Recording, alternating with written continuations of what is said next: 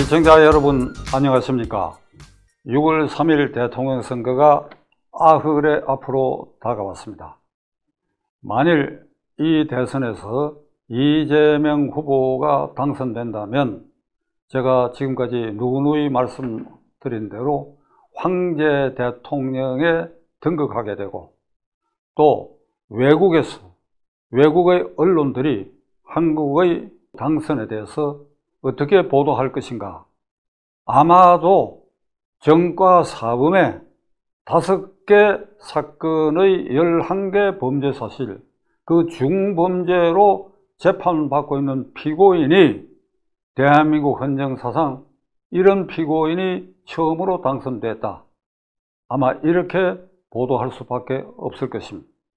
이 보도는 결국은 우리가 국제화 시대에 G7 국가로 등극한 선진국 반열에 올라선 이후에 이런 선거 결과가 나왔고 이런 대통령이 탄생됐다는 것은 그것으로 국가의 격이 떨어지고, 국가의 격이 떨어지면 국익도 손상되고 전통적인 우호관계에 있는 여러 나라와의 관계도 결국 껄끄럽게 되고, 그 피해는 단기간에 고스란히 한국의 외교, 안보, 경제, 사회, 문화 모든 면에서 국가의 피해, 국민의 피해로 나타날 것은 불을 보듯 명확한 일이라고 저는 생각합니다.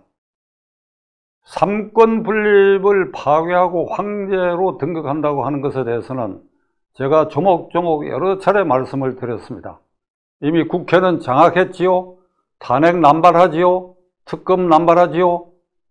지난 2년 만에 윤석열 행정부를 완전히 마비시켰어. 그 행정부 장악했지요. 헌법재판소 장악했어요. 마지막 남은 대법원과 사법부는 거의 길이 들여진 상황으로 이렇게 침하하게 되는데, 한 가지만 예를 들겠습니다. 오늘 여러분 앞에 공개된 것은 이재명 후보 강경파들이 대법원에 대한 조직을 개편하는 법원 조직법 개정안을 제출하는데, 그 제1안은 현재 대법관 14명을 100명으로 증가시키고, 그 100명으로 증가시킨 대법관 중에 3분의 1 이상은 법조인 경력이 없는 사람으로 채울 수도 있다. 3분의 1 이상이니까, 극단적으로는 3분의 1 미만이 아니니까 3분의 1 이상이니까 100명 전부도 비법조인으로 임명할 수 있는 이런 법안을 태연하게 제안했고, 두 번째 안은 14명의 대법관을 30명으로 증가시키면서 그 중에 3분의 1까지는, 그러니까 30명 증가해서 10명까지는 비법조인으로 채울 수 있다 하는 두 개의 안이 제안됐는데, 오늘 아침 보도에 의하면 이재명 후보가 이를 철회 제고하라고 명령했다고 알려져 있습니다. 이재명 대통령 시대가 오면 아마도 이런 대법원, 법원 길들이기 법안이 더욱 구체화될 가능성이 충분히 있다고 생각합니다.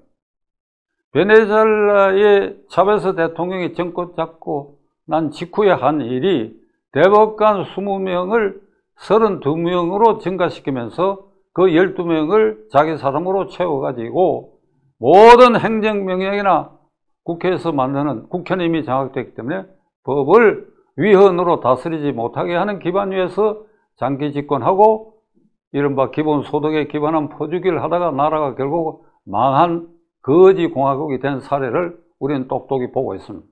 이들은 이렇게 할 사람들입니다. 우리가 이 현실을 투표일 8일 전에 우리가 깨닫는다고 한다면 어째 우리와 동렬에 서 있는 선진국으로부터 지탄받는 대한민국이 되었어야 되겠습니까? 김문수 후보의 국회의원 3번을 거쳐서 경기지사 4년, 8년 동안의 한 업적에 대해서는 더 이상 말씀드리지 않으려고 합니다. 굉장한 업적이고 빛나는 업적이 있는데 본인은 이를 일부러 드러내 놓지 않고 있습니다.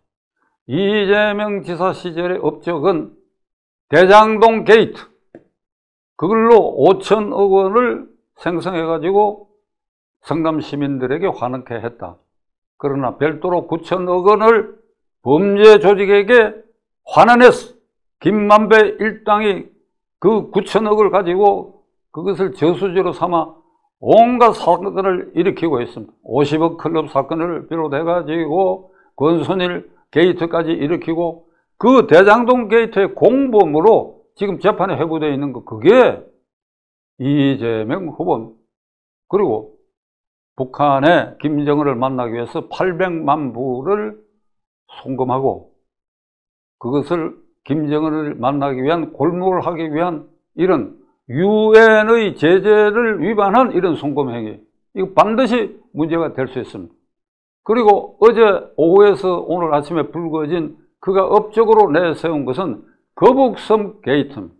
그게 해변가에 해변 해수 파도를 이용한 휴양지로 만들어가 엄청난 수의 상가를 거기에 유치했는데 오늘 현재 87%가 공실률로 집계가 되고 있어요.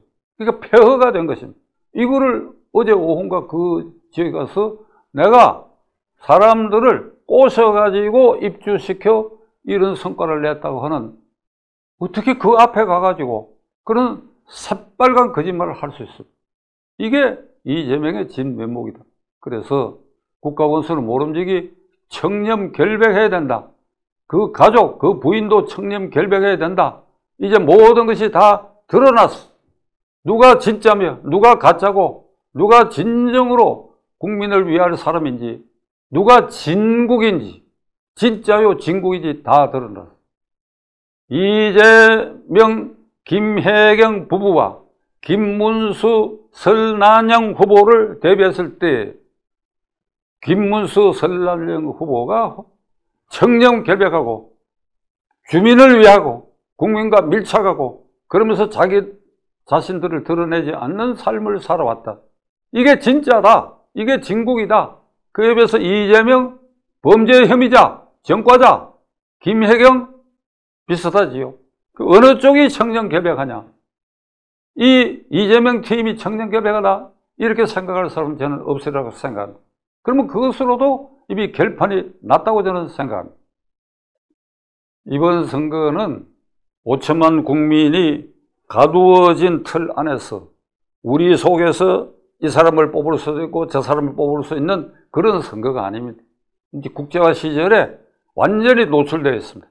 SNS를 통해서 시시각각으로 대한민국의 정치 상황이 보도되고 대통령 선거 상황이 다 보도되는, 실시간으로 보도되는 그런 시대에 우리는 6.3 대통령 선거를 맞이하게 됐습니다. 우리끼리 안에 갇혀서 누굴 뽑은들 무슨 상관이 있겠습니까? 그런 시대가 아니다.